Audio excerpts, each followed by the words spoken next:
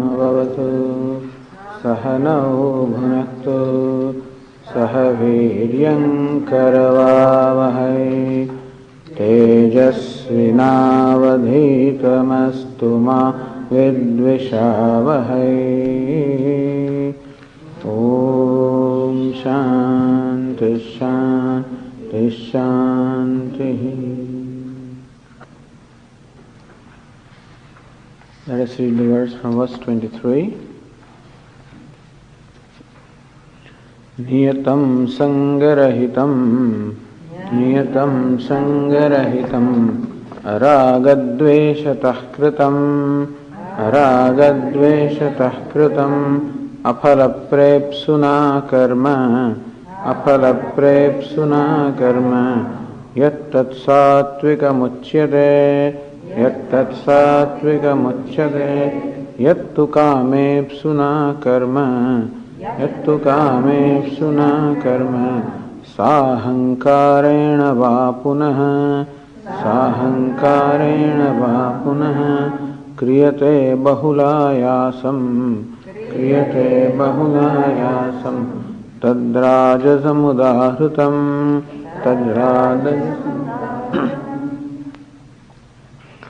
So Lord Krishna is giving classification now of karma, different kinds of karma, sattvic, rajas and tamas.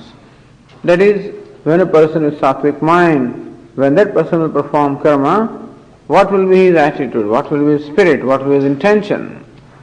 Niyatam, he will do the action because it is the right action to do.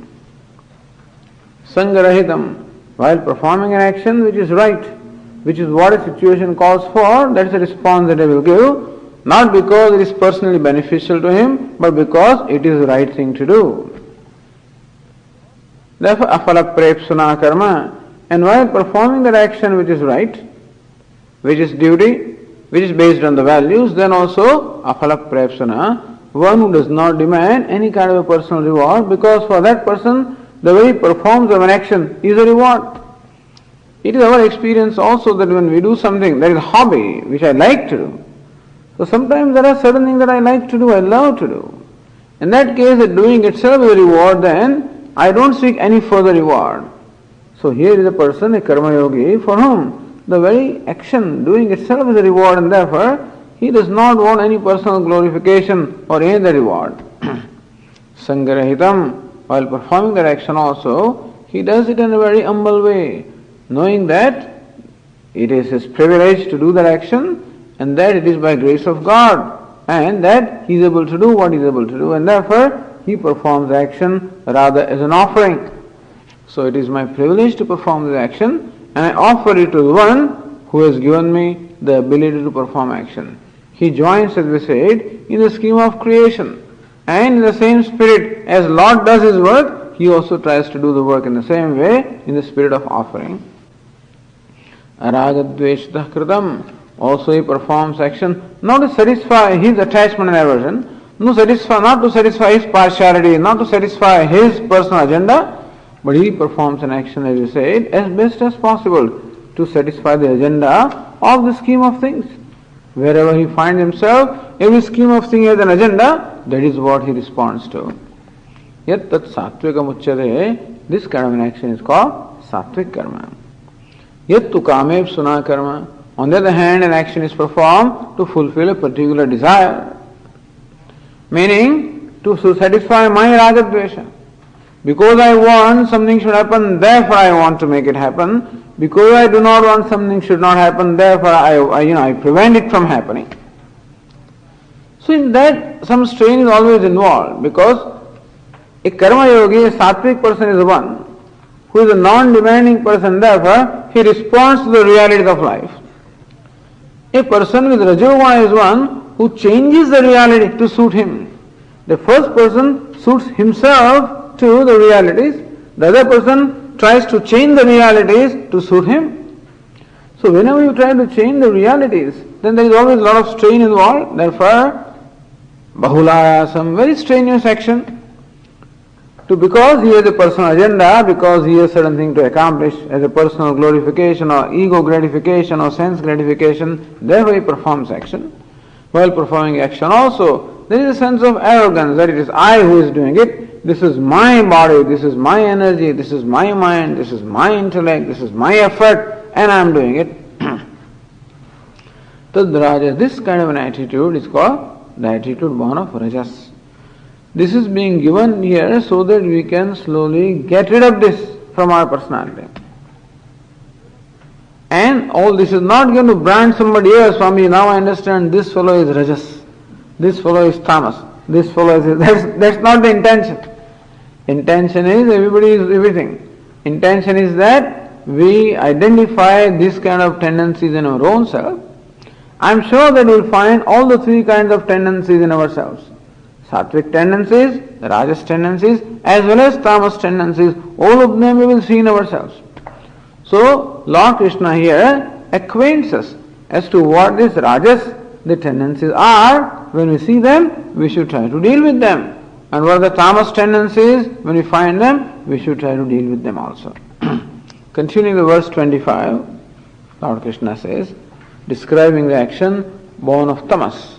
That is, born of a mind which is predominant in tamas. What kind of an action will you perform, or what will be the intention or the spirit behind performing the action? That is said in the verse 25. Anubandham kshayam himsam, anubandham kshayam himsam, anapekshya cha paurusham, anapekshya cha paurusham, mohadarabhyate karma, mohadarabhyate karma, yattattamasamuchyate, yattattamasamuchyate. Now, mohat arabhyate karma, an action that is born of delusion. Delusion means not understanding the realities of life, not understanding the realities of oneself. From a distorted perception of realities, an action that is born. And therefore a person whose mind is predominant in tamas, he just doesn't think. The person having rajas, he thinks wrongly, but this fellow is just far off the field, as I say, completely wrong. And therefore, while performing action, there is no planning, there is no thinking. Anubandham, when I am going to do this, what will be the consequence? He doesn't bother about what the consequences will be. Kshayam, what is going to be the price that I have to pay in order to perform the action? He doesn't bother. Himsam, whether the action will bring about, will hurt somebody, injure somebody, doesn't bother. Anapekshaja paurusham, and whether do I have the capacity to perform this action? He doesn't bother about his own capacity, doesn't bother about whether it is going to, what a loss it is going to bring about, what kind of price he has to pay to perform the action, whether action is going to injure or hurt somebody, and what the consequences will be to others and to himself, never bothers. Mohat arabhyate karma, an action that is begun and performed on account of some fanatic idea within himself, some kind of a wrong insistence that he has, that's all. And therefore he believes in something. I don't know, at this time I can only think of one action that took place some years ago, and that was the action of Iraq invading Kuwait. That person just did not think of what the consequences will be, whether he has the capability of doing it or not, whether it's going to hurt other people or not, and whether or not what cost it is going to involve. And therefore, he was threatening, the Allied army and things like that, and everybody thought that he was a very strong person. In fact, he was completely clobbered. He lost hundreds of thousands of people, and he suffered from all the sanctions from which the people are suffering to no end.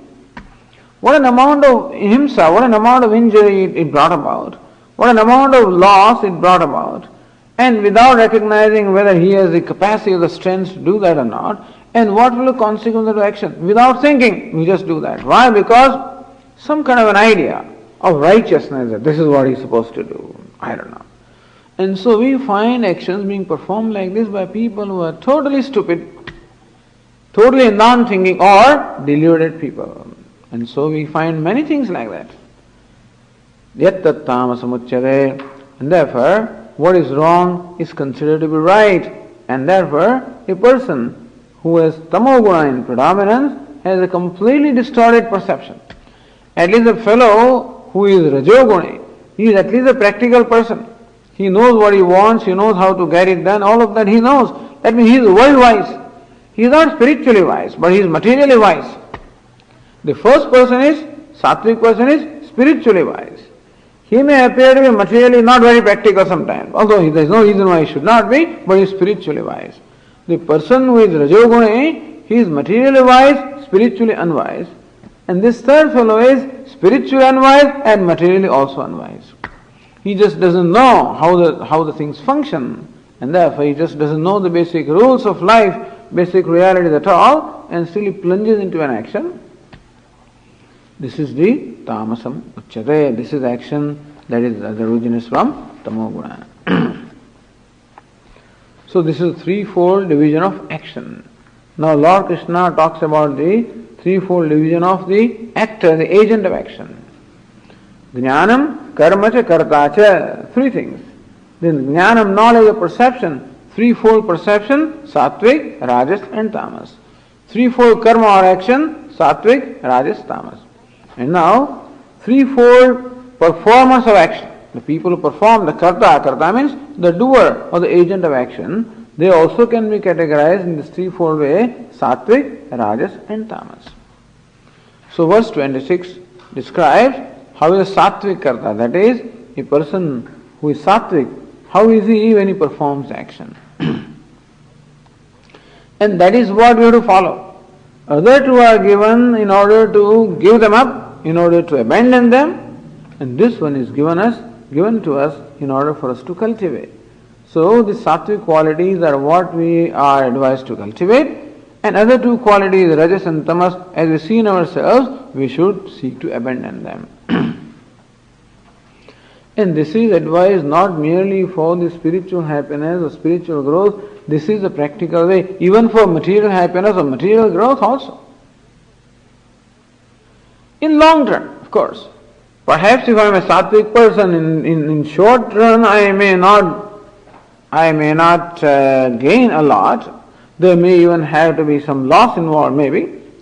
But in the long run, even in the industry also, in the business, it is seen that people who compromise the values, who are very clever, very smart, they get away in the beginning, but in the end, it doesn't last too long. Whereas people who start with proper values, on a very solid foundation of values, they may be slow in making progress, but then they make steady progress, and then ultimately they prosper. So, a sattvic person is one who goes for a long-term gain. If necessary, he sacrifices short-term gains. A rajas person is the one who goes for short-term gain. In that process, he sacrifices long-term gains. So he gets some very easy or he gets some temporary gratification. At the end, as Lord Krishna will explain later on, he invites pain for himself. A sattvic person is willing to suffer the pain in the beginning in order that ultimately it turns out to be very pleasant. A person with rajas, he just seeks what we call the immediate gratification. In the process, he sacrifices the long-term happiness. And of course, the tamoguni fellow, he gets neither short-term gratification nor long-term gratification because he is totally unaware of the realities of life. Now, how is the karma yogi?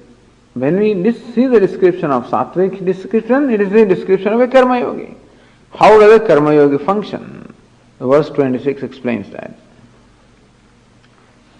Mukta sango naham vadi, mukta sango naham vadi, dhrutyutsaha samanvitah, dhrutyutsaha samanvitah, siddhya siddhyor nirvikarah, siddhya siddhyor nirvikarah, karta sattvika uchyate, karta sattvika uchyate. This karta, this doer, this person performing the action is called a sattvic person. So when the mind has a sattva guna, how in fact, what kind of tendencies arise in us? how does that mind behave? It said here, mukta sangaha. So a karma yogi or a sattvic person is mukta sangaha, one who is free from attachment and aversion. So when the mind is sattva, when the mind is purity, then there is no projection in there. The person, as I say, is cheerful person, and therefore he doesn't go out to seek happiness or gratification. See, when a rajoguna means a person feels a tremendous lack inside, and therefore there is a strong need for him to get the gratification. Therefore, he runs towards those, he chases those things that promise him gratification, and he wants to avoid those which come in the way of fulfilling that gratification. Whereas a person who is sattvic in mind, he experiences an inner pleasure, an inner satisfaction with himself. And therefore, he performs actions out of satisfaction rather than for the satisfaction.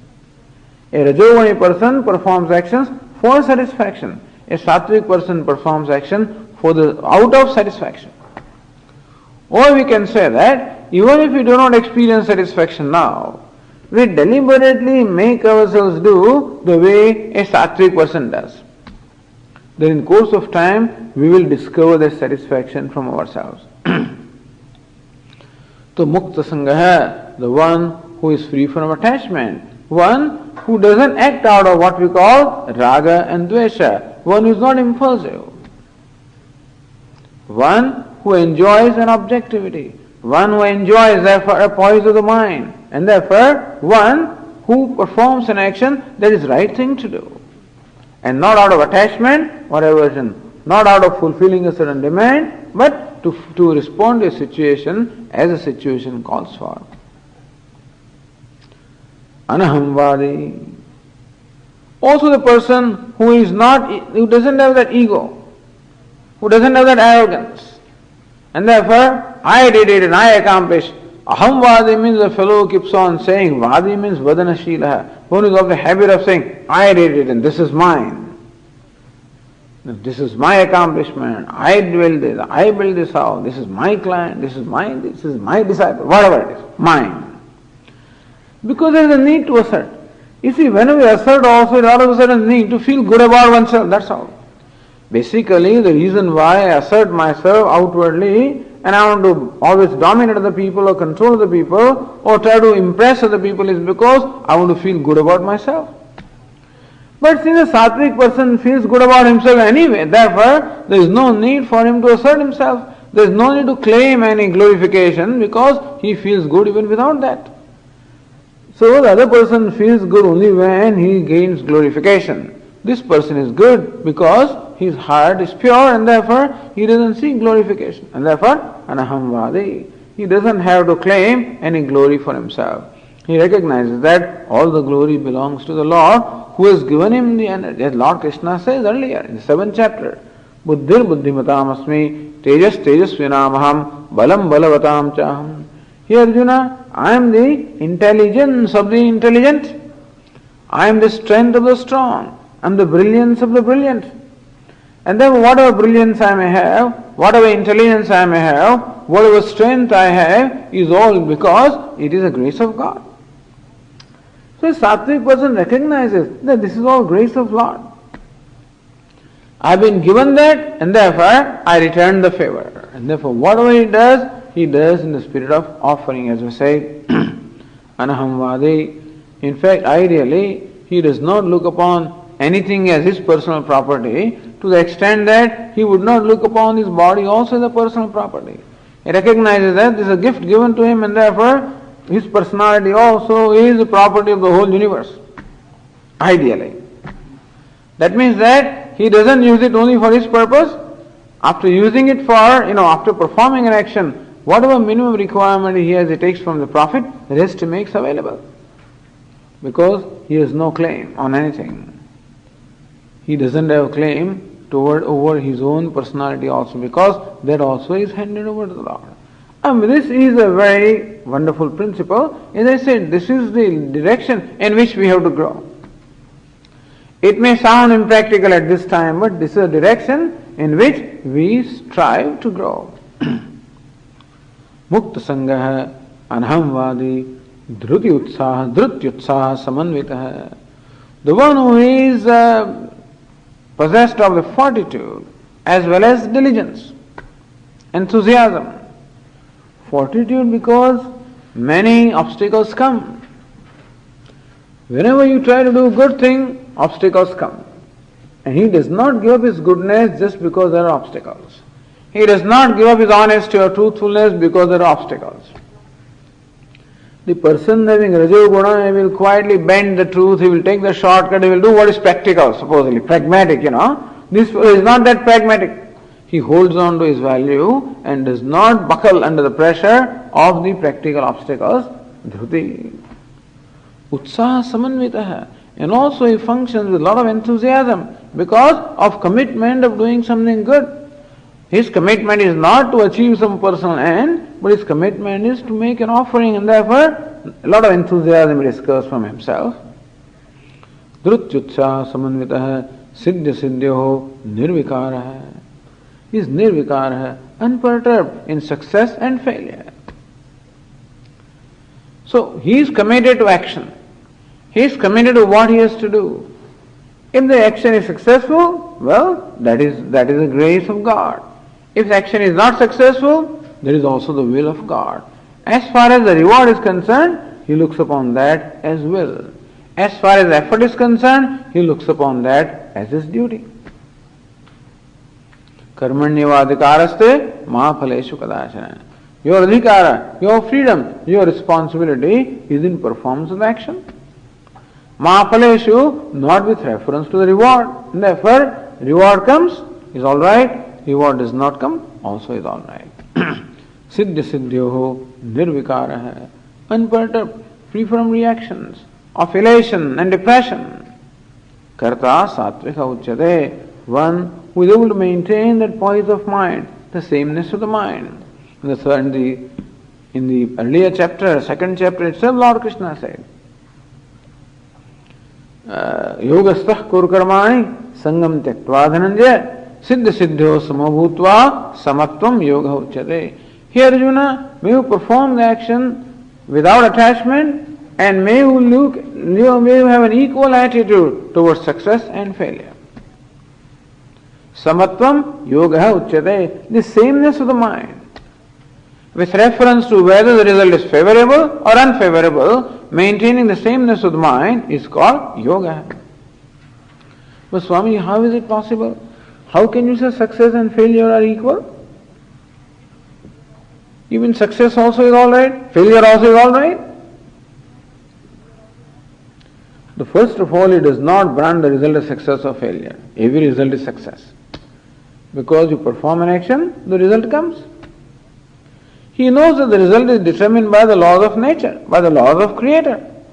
And that it is Creator, Lord, who is in fact giving us the result. And therefore, as far as action is concerned, it is His will. As far as result is concerned, it is the will of the Lord. And therefore, who is willing to accept the Lord's judgment? Without any resentment, without any resistance. This is what he wanted? Fine. Because you don't know whether or not the result that you call success is really success or not. So if you have your own idea of what is success and failure, we never know whether it is really success or not. See, we like to tell this story about success and failure or about what we call favorable, unfavorable or gain and loss. The story of an old man I guess in Greece, very mature person, he had a young son. This son once upon a time went with his friends to forest, and from there he got one horse, wild horse, untrained horse. He got it and he brought it with him. So neighbors came to the old man and congratulated him. Say, hey, you are very lucky. See, you got a horse free without having to spend anything for it. You are lucky.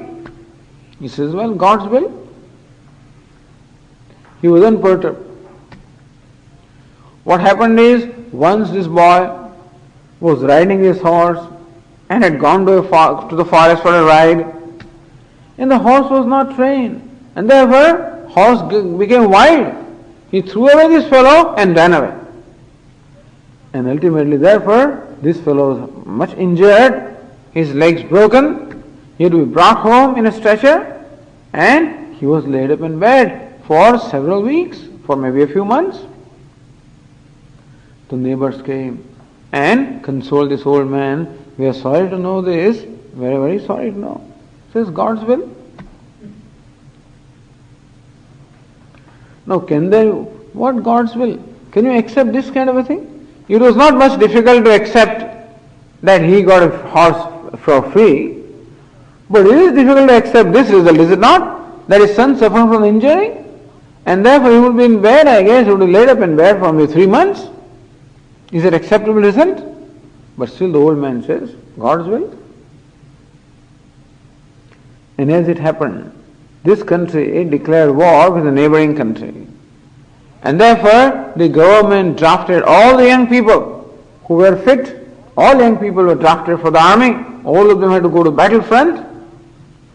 Now the same neighbors came and congratulated this person. You are lucky that your son is injured, and therefore he's saved from having to go to the battlefield. God's will. The idea is that we do not know. How do we judge a result as success and failure? We have a very narrow idea, or we have a very limited knowledge about what is even required for me. I have very limited knowledge with reference to what is good for me. I have a certain idea of what is good for me, what is favorable to me and what is not favorable to me. But that is only based on my limited knowledge. I do not know that an event that happens today, what effect it will have 5 years from today. I do not know. I have a very limited perception, and therefore from that point of view I judge. It's quite possible that what I consider to be unfavorable or failure may be that I did not get something. I think it is unfair, Swamiji, it's unfair that I did not get this job. It is unfair that I did not admission in medical school. It's not, After 10 years I recognize, thank God that I did not get that. So therefore a wise person understands. By wise I mean even a devotee, one who has trust in God understands that when something favorable comes to me, it is a blessing of God. And when something does not come to me, when I do not get what I want, that is also a blessing of in another way. One is an open blessing, other is a blessing in disguise. He is quite sure. Which means that rather than judging a situation based on his limited understanding or limited knowledge, he gives benefit of doubt to the Lord, that He is omniscient. He knows what is right in a given situation. He knows what is good for me in a given situation. Therefore, He has chosen to create the situation. There must be something in it. With that trust, he is able to accept it. This is called prasada buddhi. This is attitude, is prasada, attitude of grace of the Lord, that He creates every situation. And therefore, favorable, I will not judge it as favorable, unfavorable. I will call it right.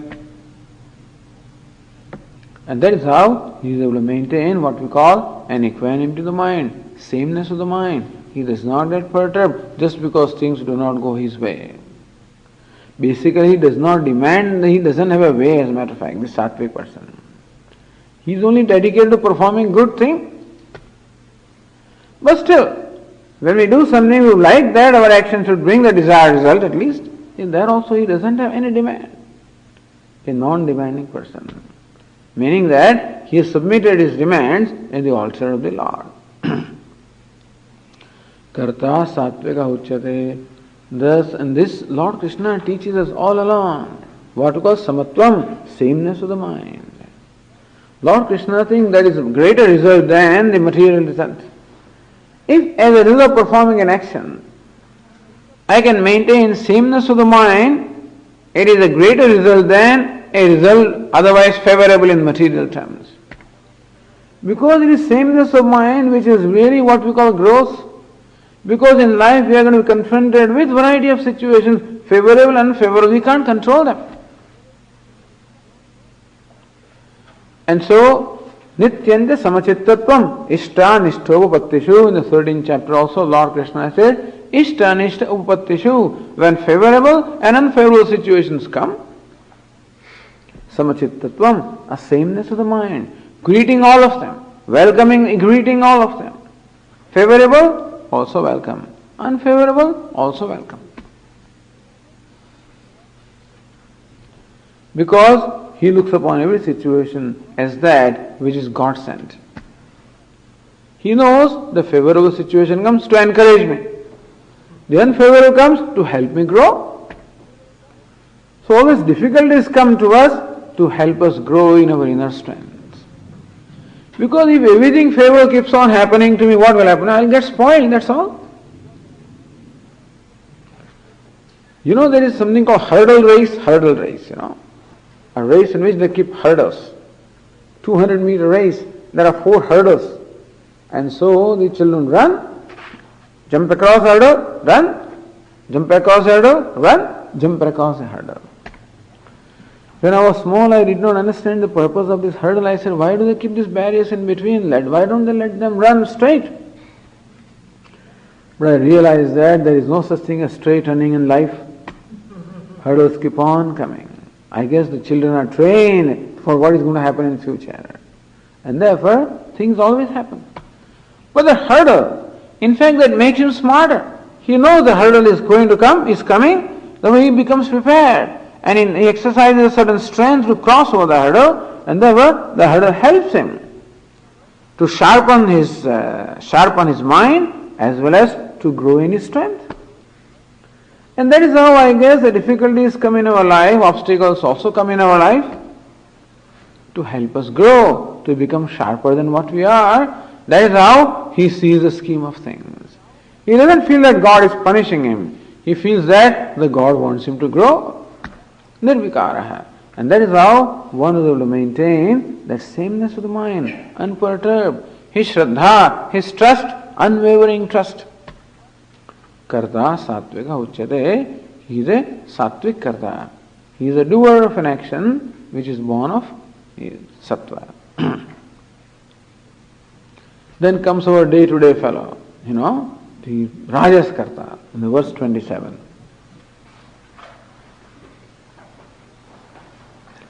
Ragi karma phala prepsuhu, Ragi karma phala prepsuhu, Lubdho himsatmako shuchihi, Lubdho himsatmako shuchihi, Harsha shokanvitah karta, Harsha shokanvitah karta, Rajasah parikirtitah, Rajasah parikirtitah.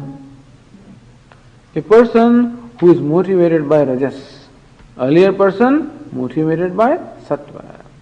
When sattva is there, purity is there.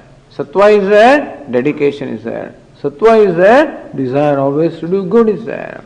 When rajas is there, there is always desire for seeking pleasure.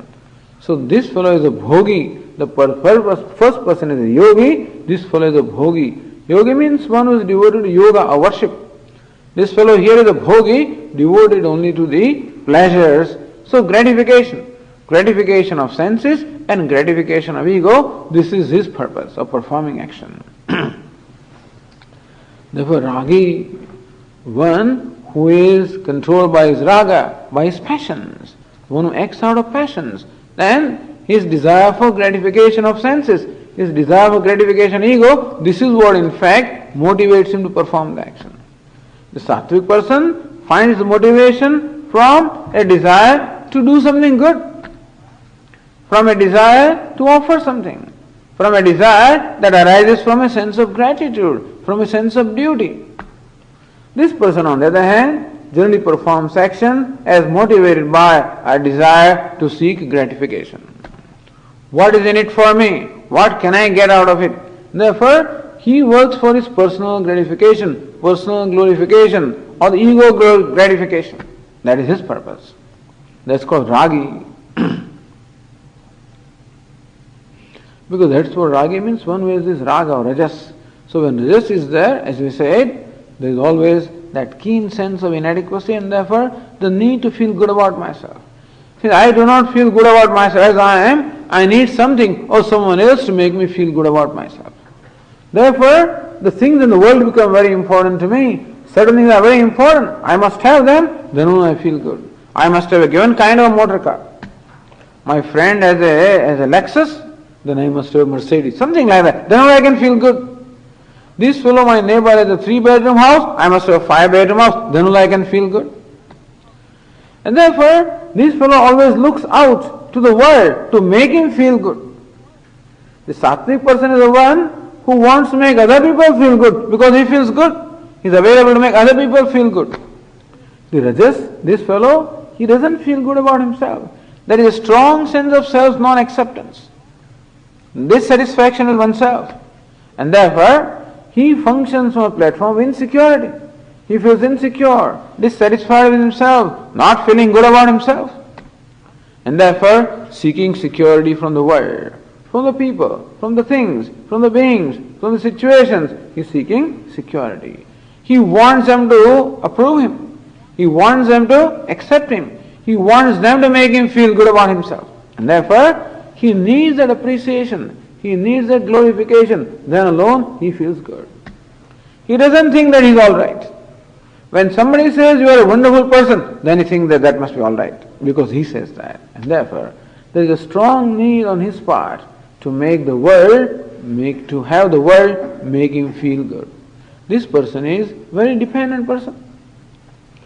He is at the mercy of the world. If the world decides to make him feel good, he feels good. World decides the other way around, he feels bad. He doesn't have the freedom, but then he is totally dependent upon the circumstances, upon the situations, upon the outcome, upon the people. He is dependent upon their favor. A karma yogi or a sattvic person is not dependent upon the favor of the outcome to make him happy, because he is happy doing things. This person is not happy doing things. He is happy when he gets his reward. See, if you can be happy enjoying your karma, then you need not postpone your happiness for the reward, because it's right here. But then, when action is not important to you, when the reward is important to you, then you are postponing your happiness for the future, when the reward comes.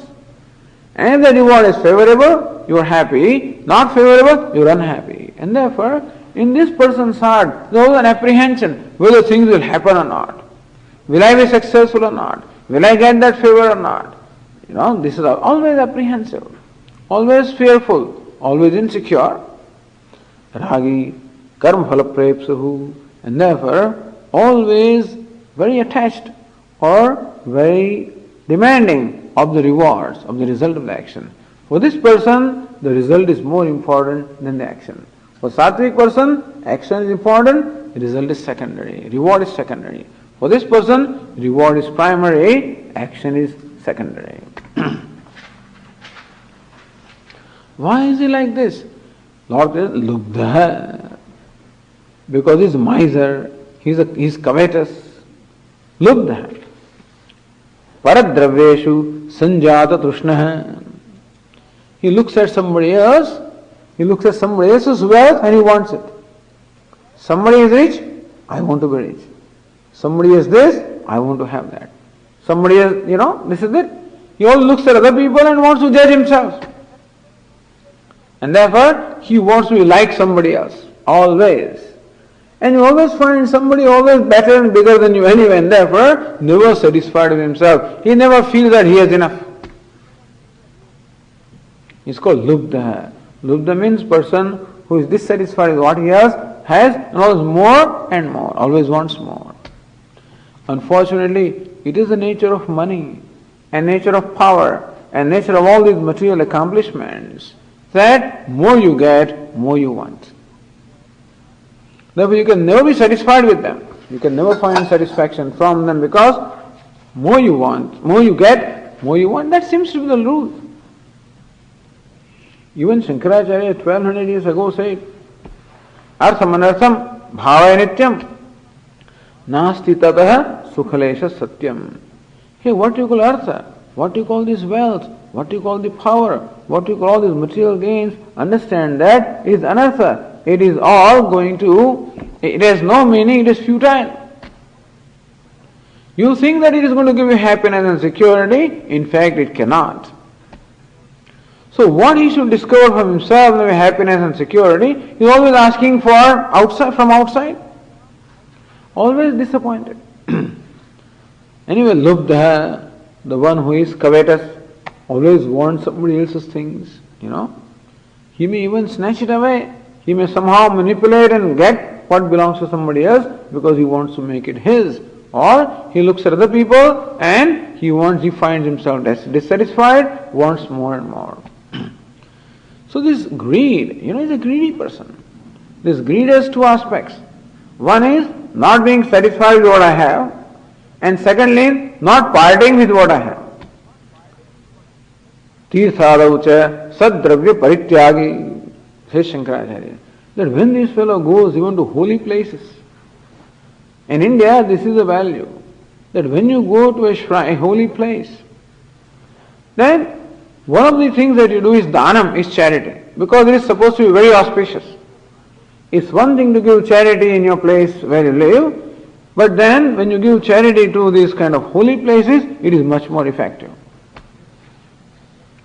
And now people reserve their wealth, they reserve their resources so that they will go to Kashi, they will go to Banaras, they will go to Haridwar, they will go to Rishikesh, they will go to Prayag, they will go to such holy places and then give to the needy.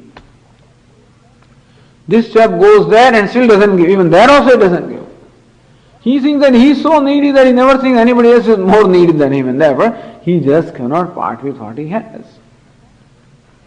So number one, he is not satisfied with what he has and therefore wants more and more. And in spite of having plenty, he never feels that he has enough and therefore never parts with it. This is called lubdha, and that is what drives him. He is never satisfied, and therefore more he gets, more he wants. Himsatmakaha, whose nature is to hurt other people. You see, when you are too preoccupied with your own needs, with your own agenda, then a person becomes insensitive to the needs of others. He is so much consumed by his own needs that he is insensitive to the needs of others. And therefore, in the process of fulfilling his needs, very often he hurts other people. Is it not that we see everywhere, every so often we read in the newspaper, that somebody got rid of this company, he split this company. What people do is, you buy a company, you split into three parts, you sell this part here, some other part there, this part there. What counts is bottom line. Today only I read in the newspaper, some big company got split. Why? Money. Because some people belonging to the company felt that some other fellows in the company, even though they were not doing, as much as they're doing, getting away with some money, split. Human being becomes a commodity for these fellows, and therefore, get rid of this, sell this here, dispose it off there. 200 people are retrenched or laid off. These fellows are anything. What matters to them is bottom line. It doesn't matter what happens to the people. Himsatmakaha. And so we find a lot of violence being committed. It may not be violence like we find in Czechoslovakia and things like that, but there is a lot of violence. In this system here, where all that counts is money, and all that counts is power, that is the bottom line. Nothing else counts. Human beings are just commodities. There is no such thing as loyalty. The fellow may be working for me for 25 years, but is not profitable anymore, he can be disposed of. And I may be working for 25 years with an employer, but I find a better opportunity, I can dispose him off. And therefore, there is no loyalty, no sensitivity. And therefore, people's feelings and sensitivities, they don't count. What counts is the bottom line. This is the total commitment to merely the material gains. And therefore, we become insensitive to the feelings of himsatmakaha. Given his nature becomes one to hurt. Because what matters is his gain and at the cost of somebody else. Harsha shokanvitaha, subject to elation and depression. Because to him the result is very important. The result is favorable, he will jump with joy. If it is unfavorable, he will be depressed. And therefore, all the time going through a cycle of depression and elation. Elation, depression. Karta rajasaha parikirtitaha. This kind of karta, this kind of a doer is called the rajas, meaning that from rajoguna, when the rajas is predominant, this is what happens. The greed arises, dissatisfaction arises, a sense of totally uncomfortable oneself arises. And therefore, I always look out to make somebody else make me happy, to have someone else make me satisfied, make me secure. And when they do that, I'm very elated. When they don't do that, I'm depressed. And therefore, this person always goes through the states of elation and depression. Hardly ever enjoys what we call a steadiness of the mind or a leisure of the mind. He cannot enjoy leisure. He cannot enjoy what he has also, because he just doesn't have the leisure, he doesn't have really that frame of mind to be able to enjoy what he has. This is the rajas person. And the third, verse 28 describes a person who is tamas, tamoguni. As we said, all this description is given so that we can identify within ourselves some of these tendencies we find. Then we identify with them and deal with them, work at them. And the verse 28 says, Ayuktah prakrutastabdhah Shatho naishkrutiko lasah Vishadi dirga sutri cha Karta tamasa uchyate.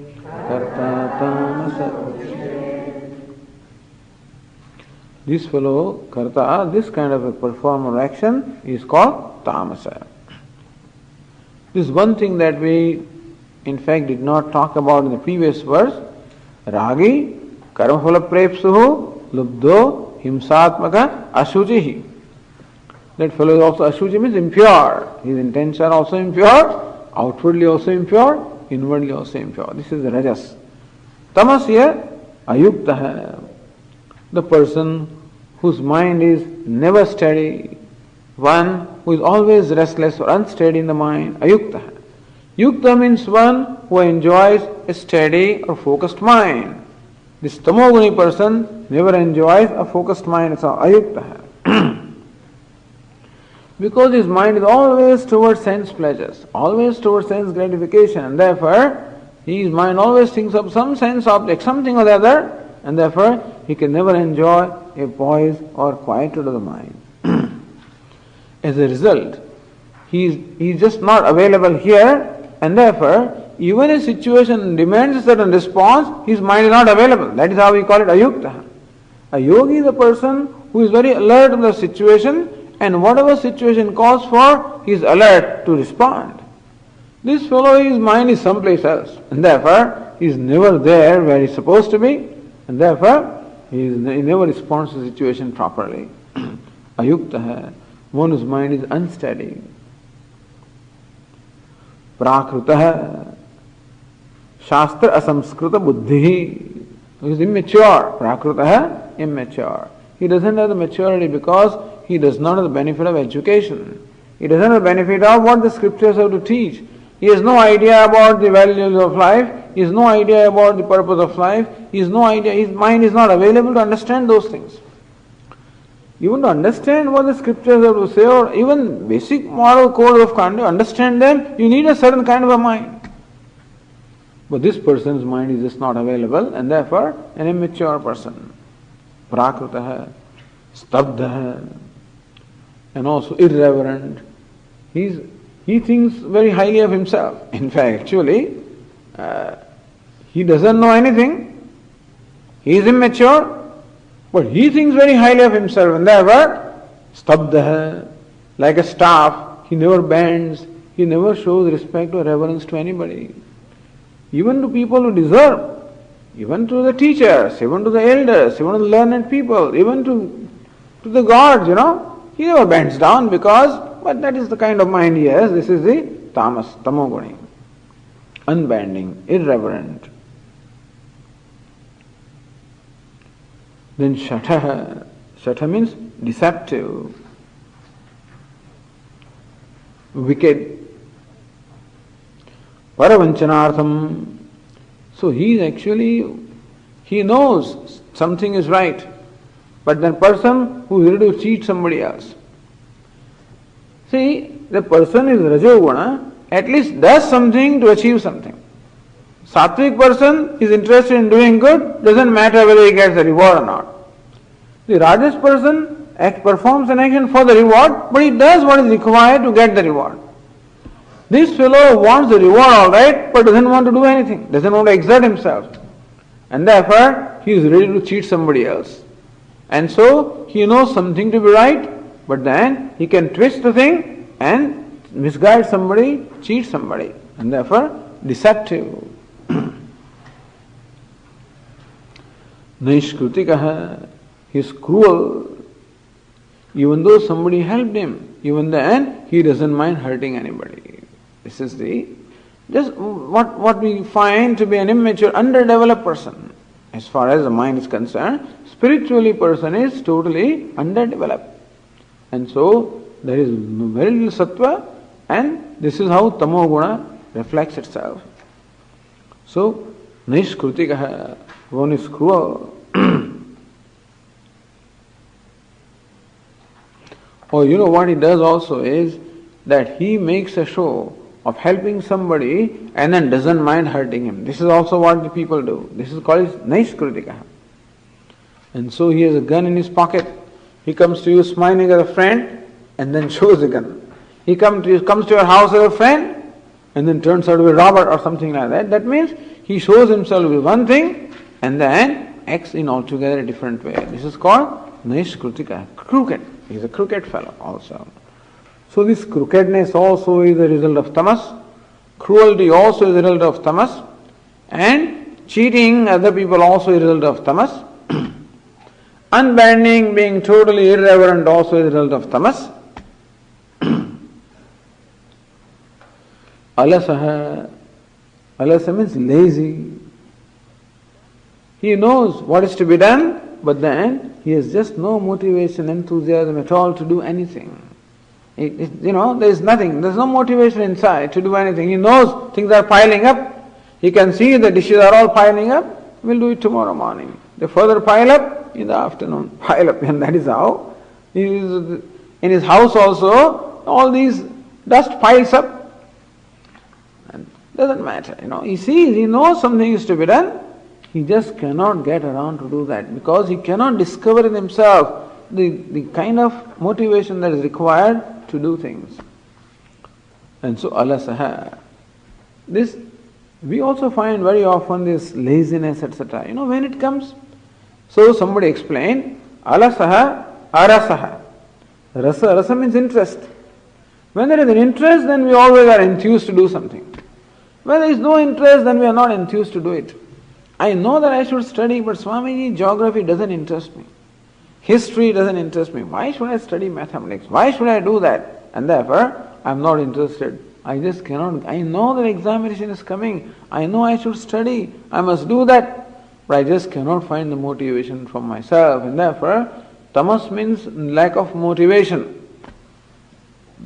And therefore, he knows what is to be done, but cannot get around to doing it. Alasaha. Vishadi, given to sadness, given to dejection, always a sad or dejected person. Always dissatisfied. Dissatisfied with himself, dissatisfied with everything. The Rajoguni fellow is dissatisfied with himself, but he finds satisfaction in something. This fellow is dissatisfied with himself and dissatisfied with everything. You find these fellows always critical of everybody, Even if you do something good, he is critical. You cannot make him happy. And therefore, he cannot make himself happy. The world also cannot make him happy. Always unhappy. And therefore, given to dejection, given to sadness. It's all tamas. Dirgha Sutri cha. Dirgha Sutri means what? The one who procrastinates. Alright. What is to be done today? We'll do it tomorrow, day after tomorrow. He doesn't get around doing in 1 month what is to be done in 1 day. Because Nirantara Shanka Sahasra Kavalita. His mind has hundreds of doubts. That's the reason why he cannot make a decision. You see, to make a decision, a certain clarity is required. But when the mind is the influence of Tamo Guna, then the fellow can't make a decision because all kinds of doubts. If I do this, what if that happens? What if that happens? What if this happens? And therefore, hundreds of kinds of doubts keep on arising in his mind and therefore cannot make a decision. Since he cannot make a decision, he just can't do that. For us to do something, it is necessary to make a decision. Even to go from one place to the other, to get down and walk to that place, a decision is required to be done. Before even a simple action is performed, a decision is required. And decision can be made when I know that that is the thing to do. But what will happen if I step down? Suppose I'll fall down. What if I cannot keep standing? And thus he keeps on raising all kinds of doubts and therefore cannot do anything. Therefore Dirgha Sutri procrastinating. So keeps on waiting, postponing things for the future. Karta tamasah uchyate. This kind of a performer action is called tamasah. So a person who is predominant in tamas has this kind of tendencies. Person in predominance rajas has those kind of tendencies. Person in predominance sattva has other kind of tendencies. So Lord Krishna just describes the different tendencies that automatically arise when the mind enjoys a certain disposition. And therefore, as we said, when we see these tendencies in us, then we know what we should do about it. The tamas should be replaced by rajas, and the rajas should be then transformed into sattva. So when you find tamas, whip yourself up to do something. When you find that you are doing something, then slowly and slowly do it, that which is good. Do it in the spirit of offering. So this is how tamas to rajas, rajas to sattva. That is how the progress we make. Okay.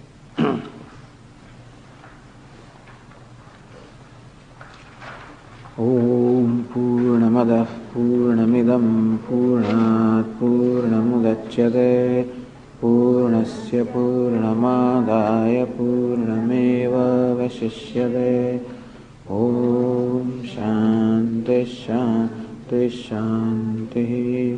Shankaram Shankaracharyam Keshavam Badarayanam Sutra Bhashya Krutau Vande Bhagavantau Punah Punah Ishvaro Gururatmedi Murti Bheda Vibhagine Vyomavadvyapta Dehaya Dakshinamurtaye Namaha.